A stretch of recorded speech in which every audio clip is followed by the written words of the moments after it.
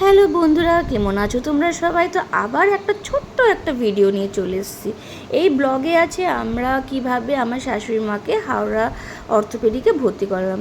আমার শ্বশুর মশাই তো রেলে চাকরি করতেন, তো এর জন্য হাওড়া অর্থোপেডিকে আমার শাশুড়ি মার অ্যাডমিশনটা খুব ইজিলি হয়ে যাবে। আগে অনেকবার চেক আপে গেছিলো পায়ের জন্য, নি রিপ্লেসমেন্টের জন্য। তো ও আজকে বললো 25শে জুনে ভর্তি করাতে। তো সকাল সকাল আমরা বেরিয়ে গেলাম শাশুড়ি মাকে নিয়ে হাওড়া অর্থোপেডিকে। 7:30 নাগাদ আমরা বেরিয়ে গেছিলাম, তখন আর পৌঁছিয়েছি 9:30-র মধ্যে। তো আমরা একটু ওয়েটিংয়ে আছি। ওয়েটিংয়ে আমরা কোথায় বসেছিলাম? আমরা বসেছিলাম এক্স রে ডিপার্টমেন্টের ওখানে ওয়েটিংয়ে, যেখানে এক্স রে হচ্ছে, অনেক পেশেন্টরা এসছে এক্স রে করার জন্য। তো আমি, আমার 2 ছেলে আর আমার হাজব্যান্ড, আমরা সবাই বসে আছি। ছেলেগুলোকে নিয়ে এসেছি, ছেলেগুলোকে আর কার কাছে রেখে আসবো, তাই ছেলেগুলোকেও আমার সাথে নিয়ে এসেছি।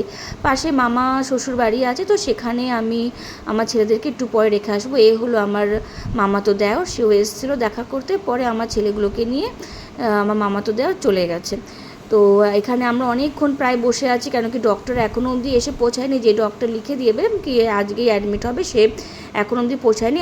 আমরাই আগে পৌঁছে গেছি, তাই জন্য এখন অবধি আমরা ওয়েট করছি। এখানে এক্স রে হচ্ছে, যারা অ্যাডমিট তাদেরকে স্ট্রেচার করে নিয়ে এসে এখানে এক্স রে করাচ্ছে। তো এখানে প্রায় আমরা 1 ঘন্টার মতন বসেছিলাম। হ্যাঁ, তারপরে আমার শাশুড়ি মা তো একদমই হাঁটতে পারে না, তাই জন্য আমরা তাকে নিয়ে কোথাও এদিক ওদিক করিনি। তো এখানে অনেকক্ষণ বসে আছে। আমার হাজব্যান্ড গিয়ে যেখানে ডক্টর এসে বসবে ওপিডিতে, সেখানে গিয়ে লাইনে দাঁড়িয়েছে। তো আমাদের বলেছিল কি যখন আমরা কাছাকাছি চলে আসবে তখন আমি তোমাদের ডাকবো। তো এখানে আমার শাশুড়ি মাকে লিখে দেওয়ার পর আমরা অ্যানেস্থেশিয়া রুমে এসেছিলাম। তো এখানে অ্যানেস্থেসিয়াটাও আমাদের প্রসেসটা কমপ্লিট হয়ে যাওয়াতে আমার শাশুড়ি মাকে এরকম বেড দেওয়া হয়েছে। এটা হলো অর্থোপেডিকের ভেতরেরটা। তো আমরা তারপরে ওনাকে ভর্তি করে প্রায় 4টে নাগাদ আমরা বেরিয়ে এসেছি। তো বাইরে বৃষ্টিও হচ্ছিলো আস্তে আস্তে, ভালো ঝিরিঝিরি বৃষ্টি হচ্ছিলো।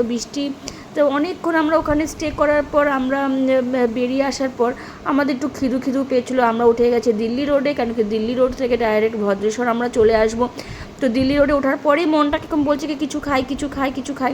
তো খিদেও পেয়ে গেছিলো সবার, সারাদিনের একটা ধকলের পর। তো আমরা ওখানে একটা রেস্টুরেন্টে দাঁড়িয়েছিলাম। রেস্টুরেন্টের নাম ছিল ফুলবাড়ি রেস্টুরেন্ট, মেবি আমার একদম মনে পড়ছে না। ফুলবাড়ি রেস্টুরেন্ট ছিল, ওটা আমরা ফার্স্ট টাইম গেছিলাম। তো ওদিকে এক্সপ্রেস ঢাবা, NS2 মোটামুটি সব জায়গায় যাওয়া হয়েছে। তো ফুলবাড়ি রেস্টুরেন্টে আমরা ফার্স্ট টাইম গেছিলাম। তো আমরা অর্ডার করেছিলাম egg Hakka noodles with chilli chicken. বিশ্বাস করুন, এগ হাক্কা নুডলসটা প্রচণ্ড ভালো ছিল, কিন্তু চিলি চিকেনটা মোটামুটি ছিল, অ্যাভারেজ ছিল। তারপর আমরা খাওয়া দাওয়া করার পর আমরা চলে আসলাম গাড়ি করে আবার বাড়িতে। কবে আবার শাশুড়ি মাকে আনতে যাব, এটাই। টাটা।